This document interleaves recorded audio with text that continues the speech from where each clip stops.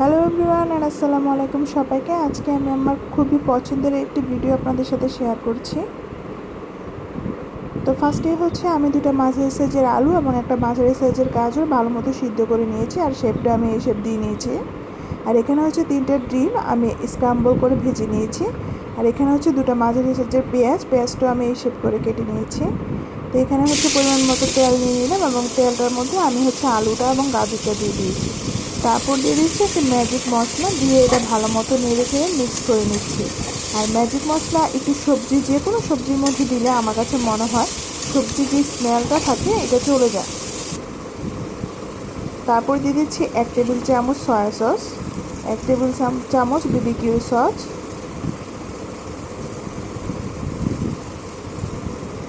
1 table চামচ tomato sauce দিয়ে আবার একটু ভালো মতো নেড়ে চেড়ে নিচ্ছি। আর চুলার আঁচটা কিন্তু আমি মিডিয়াম পর্যায়ে করে রেখেছি। তারপর 5 থেকে 7 মিনিট এভাবে একটু ভেজে নিব। আর এখানে আমি হাফ প্যাকেট ড্রাগন নুডলস সিদ্ধ করে নিয়েছি। তারপর দিয়ে দিচ্ছি পরিমাণ মতো লবণ, দিয়ে আবার একটু ভালো মতো নেড়ে চেড়ে মিক্স করে নিতে হবে।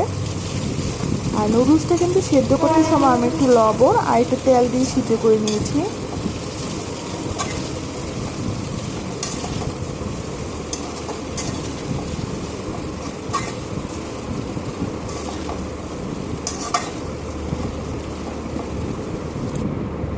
তারপর দিয়ে দিচ্ছি আমি 4 প্যাকেট ম্যাজিক মশলা। তারপর দিয়ে আবার একটু ভালো মতো মিক্স করে নিতে হবে। আর এই নুডলসটাতে ম্যাজিক মশলার পরিমাণটা একটু বেশি পরিমাণ দিতে হয়, কারণ যেহেতু এই নুডলসটা একটু মোটা, মশলার পরিমাণটা একটু বেশি পরিমাণ দিলে এটা খেতে ভালো লাগে। তারপর দিয়ে দিচ্ছি ডিমগুলো এবং পেঁয়াজ কুচি।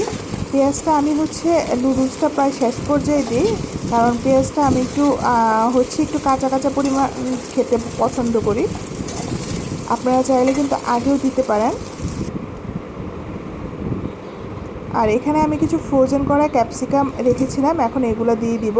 আর ক্যাপসিকাম কিন্তু হচ্ছে একদম শেষ পর্যায়ে দিয়ে দিতে হবে। আর সাথে দিয়ে দিচ্ছিলাম কিছু কাঁচামরিচ, দিয়ে আবার একটু ভালো মতো নেড়ে চেড়ে নিচ্ছি। আর ক্যাপসিকাম দিয়ে কিন্তু বেশিক্ষণ চুলায় রাখা যাবে না। আর এই হচ্ছে নুডলসের ফাইনাল লুক। এখন আমি এটা পরিবেশন করে নিব। আর এই তো আমার মজাদার নুডলস রেডি। আপনারা চাইলে এভাবে করে নিতে পারেন। আজকের ভিডিও এই পর্যন্তই।